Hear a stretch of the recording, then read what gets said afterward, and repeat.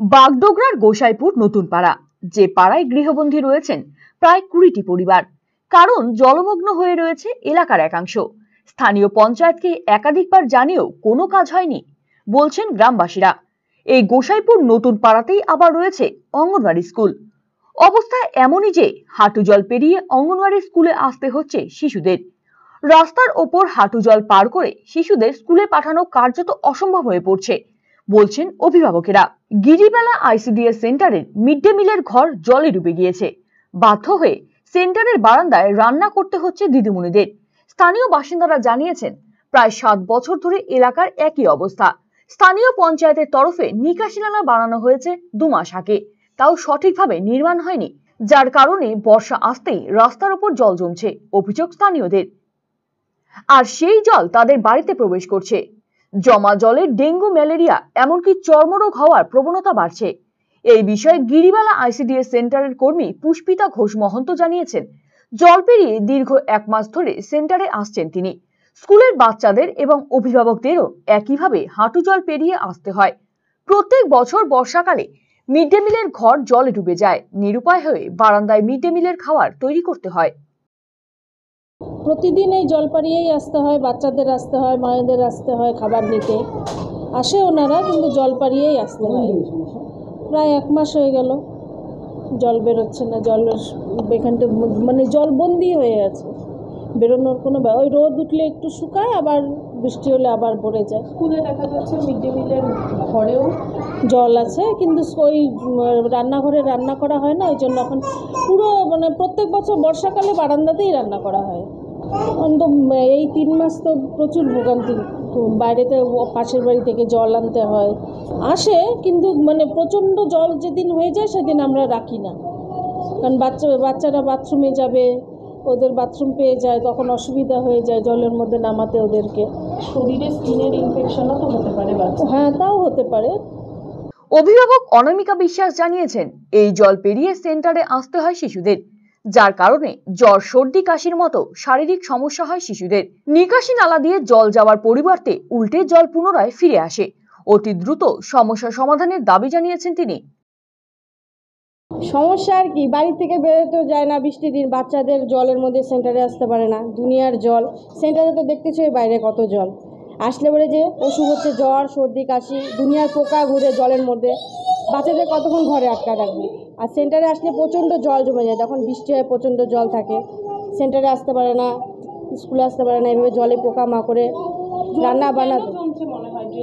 ড্রেনটা তো কোনো বিষয়ই না, ড্রেনে তো জল যায় না, সেটা বাদ দাও। ফুটাও দিয়ে যদি ফুটাও করা হয়, এই জল আরও রিটার্ন বেরোয় আসে ড্রেনের থেকে। দুনিয়ার নোংরা জল, ওই কুয়ার থেকে জল আসতেছে, সেগুলো জল ঢুকতেছে। পোকা বানানো হয়নি, তার মধ্যে রাস্তাটাই তো নিচু, জলটা যাবে কি করে?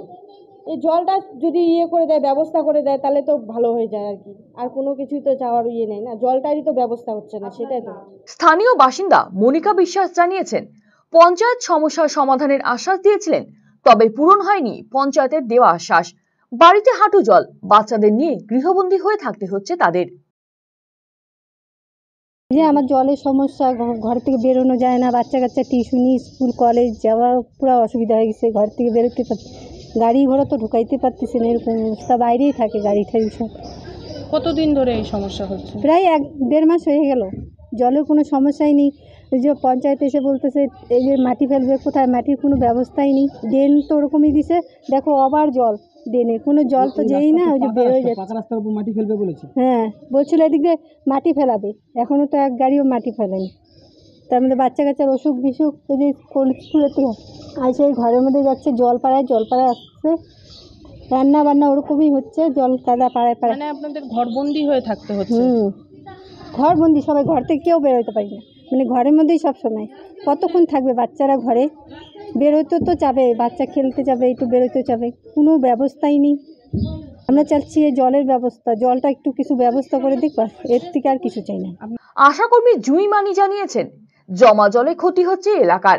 বিষাক্ত জল, সেই জলে পা দিলে শিশুদের বিভিন্ন চর্মরোগ দেখা দিচ্ছে।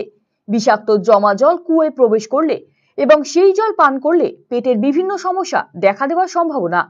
পাশাপাশি জমা জলের কারণে ডেঙ্গু হওয়ার আশঙ্কা বৃদ্ধি পাচ্ছে।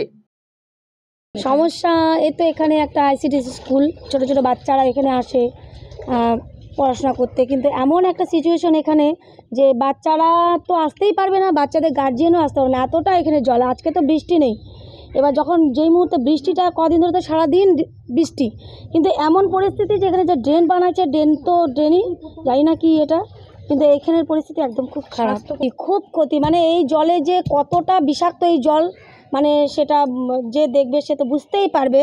আর এই জল যদি পাড়ায় বাচ্চাদের চুলকানি, ঘা, এগুলো তো স্বাভাবিক হবে। প্লাস হচ্ছে এখানকার যে আশেপাশের লোকগুলো আছে, এই জল যদি মানে কোনোভাবে তাদের পেটেও যায়, কুয়ার মাধ্যমে হোক, যেভাবেই হোক, তাতেও তাদের ডায়রিয়া, বাচ্চাদেরও ডায়রিয়া হওয়ার সম্ভাবনা আছে, মায়েদের প্রত্যেকেরই। খুব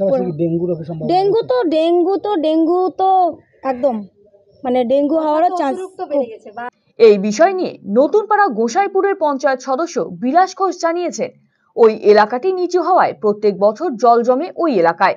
গত 2 মাস আগে একটি নিকাশি নালা বানানো হয়েছে, তবে ওই নিকাশি নালা থেকে আরেকটি সংযোগ নালা প্রয়োজন, না হলে ওই এলাকায় জমা জল রোধ করা যাবে না। বর্ষাকাল পেরোলে নিকাশি ব্যবস্থা জোরদার করার কাজ শুরু করবেন। এটা ভুল কথাই বলছে। আমি সবসময় ওখানে পরিষেবা দিই, কিন্তু আমাদের মাঝখানে একটা ড্রেন করা আছে, আর পিছনে একটা আমাদের বড় একটা পুকুর আছে, ঠিক আছে। পুকুরের জলটা ভরে যাওয়ার জন্য আমাদের কিছু মানে ড্রেনের উপর ব্যাক করতেছে।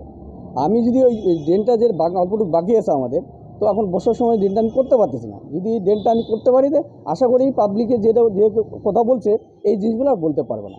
এই বিষয়ে গোসাইপুর গ্রাম পঞ্চায়েতের উপপ্রধান অমৃতলাল সরকার জানিয়েছেন, নিচু এলাকা হওয়ায় সেখানে জল জমছে, পাশাপাশি নিকাশি নালা দিয়ে জল বের করার জায়গা সঠিকভাবে মিলছে না, তবে সাময়িকভাবে সুরাহার জন্য প্রয়োজনীয় ব্যবস্থা গ্রহণ করা হবে। জায়গাটা হচ্ছে রেলের গর্ত জায়গা, নিচু জায়গা। স্বাভাবিকভাবেই সেই জলটা বের করতে গেলে যেই সোর্সটা দরকার, সেই সোর্সটা ওখানে পাওয়া খুব কঠিন। তো তথাপি আমরা চেষ্টা করছি, গ্রাম পঞ্চায়েত ড্রেন আমরা করেছি ওখান থেকে, কতটা উঁচুতে করেও জলটা নেওয়া যাচ্ছে না। দেখা যাবে যে সেই জলটা উল্টো ওই ড্রেনের মধ্যে চলে আসবে। পুরো ড্রেনটা আমরা কমপ্লিট করতে পারিনি। ওই ড্রেনটা কমপ্লিট করলে দেখা যাক কী হয়। এই বছরটা ওদের একটু কষ্ট হবেই। আইসিডিএস সেন্টারটা নিয়ে আমরা দেখি চিন্তা ভাবনা করছি, ওইটা আমাদের বাচ্চাদের খুব অসুবিধা হচ্ছে। যাই হোক, এই জলের 2-1 দিন একটু কষ্ট হচ্ছে, আমরা ওটা একটা কী করে সমাধান করা যায় ওটা স্পটে গিয়ে দেখে একটা সমাধানের চেষ্টা করতে হবে। শিলিগুড়ি থেকে পাপড়ি ভৌমিকের রিপোর্ট, RCTV সংবাদ।